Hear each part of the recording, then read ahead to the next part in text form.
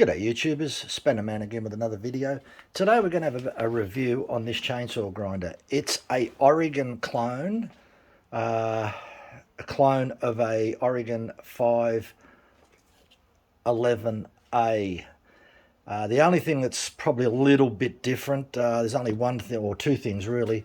The handle on the 511A is a little chrome handle with a little round ball, and the other thing is these little knobs that they have on here are a little bit different. On the Oregon ones, they're red and they're a lot smaller, and it actually works a lot better. I'll just go over a few things. So typically this type of grinder has a 145 millimeter wheel. Current cost, you can pick them up between $130 and about $145, depends where. That's Australian dollars, that is. They come with three wheels, a 3.2, a 4.7 and a 6 millimeter, which are aluminium oxide pink wheels, so fairly standard. Features are 10 degrees downward tilt, which is on the table. Pull it towards you or push it away. You've got your 10 degrees downward tilt for your full chisel chains. Your head angle tilt, which is at the back here, goes from 90 degrees down to 40 degrees, but most chains, virtually 100% of chains out there are going to use 60 degrees. The other thing is the frame is made, the bottom and the top is made out of aluminium, so no plastic there. Very little plastic except for the guards and the electrical connections here, so very little plastic at all, so very solid, not a problem there. The build quality is very good. It comes with a 230 watt motor, spins at 2,700 RPM, more than powerful enough. 230 watts. You'll see some models advertised at 300 watts. Sort of doubt whether they're really 300 watts because all the motors look identical to this. So I'd be pretty sure that they're based on the same. They're just sort of like glorifying the statistics. The only thing that I did change, I put an LED bulb in here. Very, very bright compared to the standard filament that they put in there. The only other thing, let's talk about the vice angle from left to right. You go from 0 degrees, 35 to the left side, or 35 degrees to the right side. As we spoke about the head angle.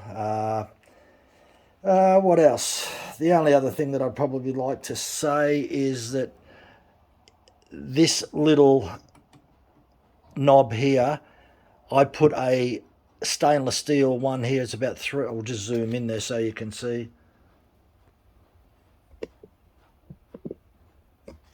This knob, it's fairly loose. It does a bit of vibration and it will just move, which means that this backstop is going to move all over the place. So not a very good idea. Two ways you can eliminate that. I just made up I got a bit of stainless steel and just drilled a hole and tapped a thread, 6 millimeter thread, and put this on as a lock-in nut. That's one alternative, works quite well. The second alternative is that you get a genuine knob, which are only worth a couple of dollars. They're red and they're small and they're plastic. And the reason that they're plastic is that they've got a slight taper in them. So as you wind them on, they get a little bit stiffer. So it's sort of like a self-locking mechanism built into the one particular knob. So that works good. So that's about the only other thing that I did change. Inside here, you'll see a little spring. There's a little tiny spring here, and that spring that's inside, we'll just come round, is the reason that I changed it was because with the other one, when you push this mechanism over, if you have a look at this, it doesn't matter where I put it, I can wind it right over to the other side. You see how that always falls down, whereas on the other model, as soon as you lift it up, it stays stuck because the spring's too heavy. So I changed that so that the spring will always drop down in a position. So as I'm doing my links, it'll always drop in the position that I want it to. So that's about the only thing that I really changed on it, the knob and the little spring there. Look, it wasn't really critical to do that. It was just me being a little bit fussy. I do have a genuine Tecomec, and so I can compare one against the other, but there's a big difference in price. So The other thing is I could probably say about this unit, apart from it's all made out of aluminium everywhere. I think we mentioned that. This is made out of plastic. Really can't fault it that much as far as it working. It works quite well. The only other thing that I did do was, you'll notice that the head sits right up. So when you buy these units, they've got a little backstop and they sit like this. That's their normal seat, their position. The reason I drilled a hole here and put a little clip on here is that I like the wheel straight up. So when I'm working, when I put a chain in here and I'm setting it up and I'm just playing around with the table, a 10 degrees tilt, I want clear vision. I might even adjust this bolt that's here. So it's just that during setup, I want the head out of the way. Don't want it in there. Plus the other thing is if I change the wheel, it's much better to change the wheel when it's up in the air, out of the way. So that's the reason I put that on there. Look, it's only a 1 minute job. So yeah, don't know whether other people would like that. So ease of operation. The Tecumseh, if we want to compare it to some of the others, the only criticism that I may give is, and it's been changed on a lot of the other models, is if we come around the side here, you can see the off and on button at the back. So as you're operating the saw, you have to reach over and it sort of gets a little bit fiddly. Whereas on the Tecumseh, the Jolly Evo, on the front, you've got the off and on, you've got a rocker switch and you can turn it off and on the front. Much, much better location. Could have been modified here. They could have quite easily did that. So, but they've just copied it. So that's what they've done. They've copied everything. So how does it work? Am I happy with it? Yeah, I'll just give it a bit of a run. We'll put this in 10 degrees. Now, another thing that people may not be fully aware of, if you've got full chisel chains and you're thinking of sharpening them, and you use this so-called 10 degrees tilt, if you look in the manual, they'll refer to the right cutters and the left cutters, but they won't tell you that they're viewed from the back. So always when you are talking about left and right, you view that from the back position only. So obviously the left side cutter is closest to the grinder, the right side cutter is the closest to you, the operator. Now, if you're going to start, one thing that a little jingle that someone mentioned to me many years ago is always start on the right side cutter and make sure that you undo this locking nut here and you push this right away from you. So if you can remember that, right means away, left is towards you. So you can't make that mistake. If you start on the right away from you, and you'll notice that the table tilts 10 degrees. Now on this particular chain, I've got this ground at 30 degrees, so the right hand tooth will be over to this side here, the left hand side. We'll bring the wheel down. We'll just sort of make sure that it's sitting on there. Now, the other thing to remember, one of the reasons that you have this little guide plate here that you can adjust, that when the tooth wears down, you really need to bring this backstop plate right over towards you.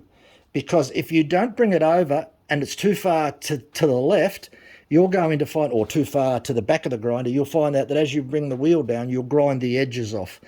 So it's something you need to be careful of as you get down about halfway, which is what this tooth is probably a little bit more than half.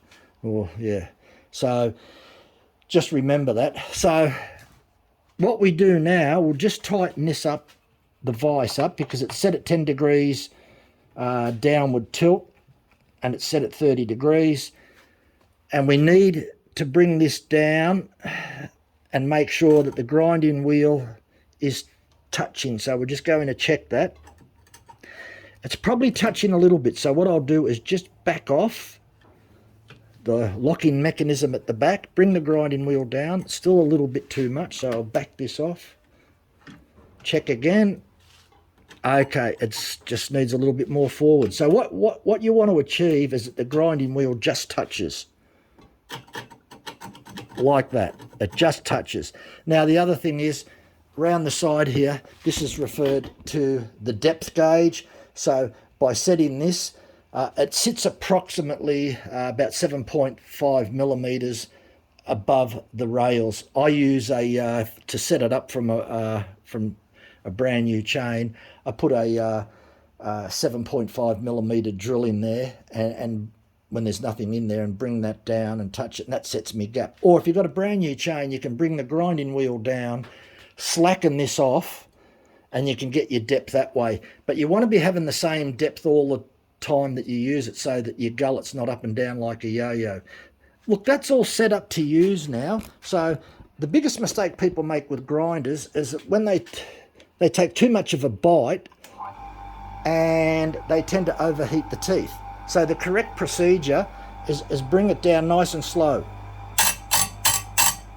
That needs a little bit more on it. So we'll just open that up, turn this in. You're better off doing that, making sure that you're taking less off than really what you really want, and adjust it. So that's beautiful.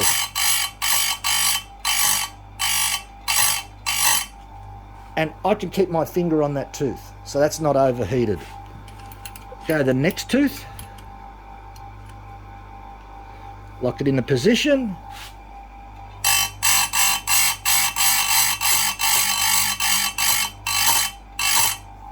As you can see, I can keep my finger on it.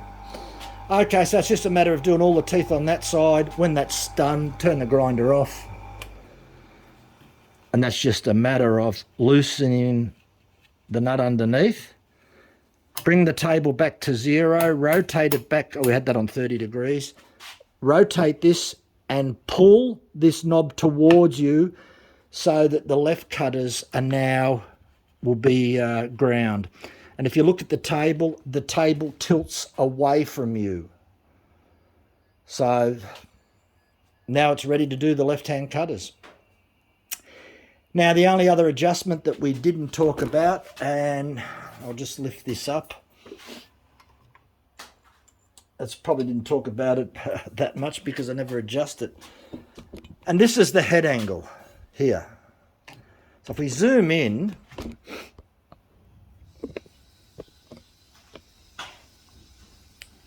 it's set at 60 degrees.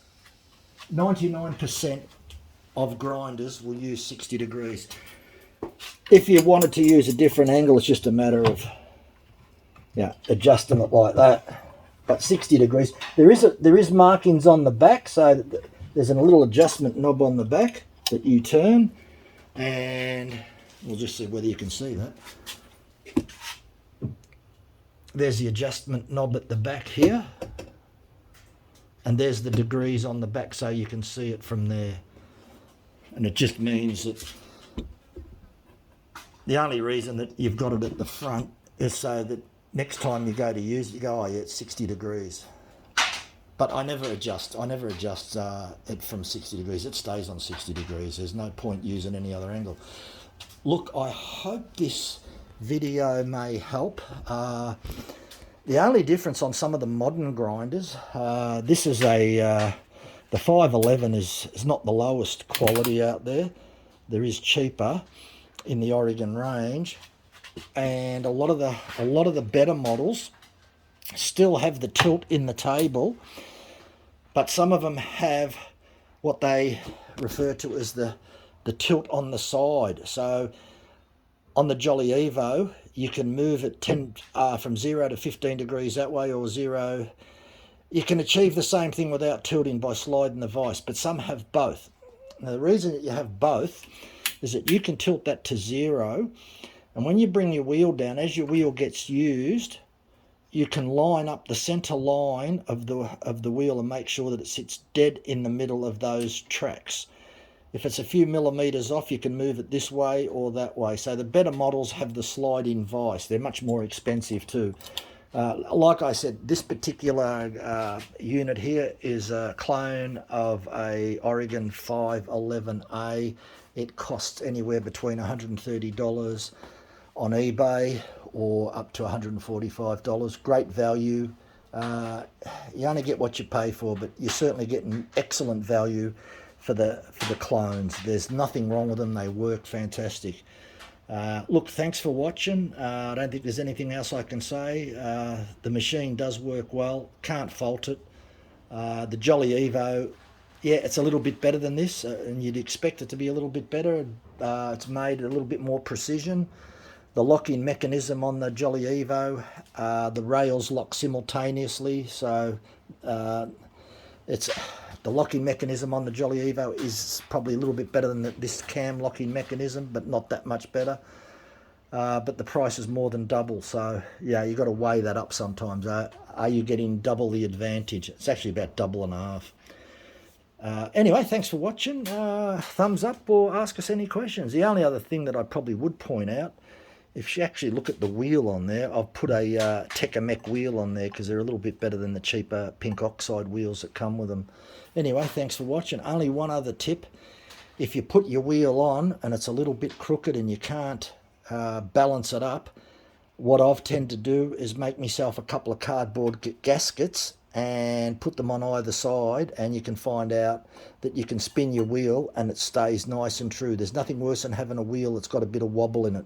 So that's another thing. If you look on my YouTube channel, you'll see about grinder wheel wobble, and there's a YouTube video there to how to eliminate it. Anyway, thanks for watching. Until next time, bye.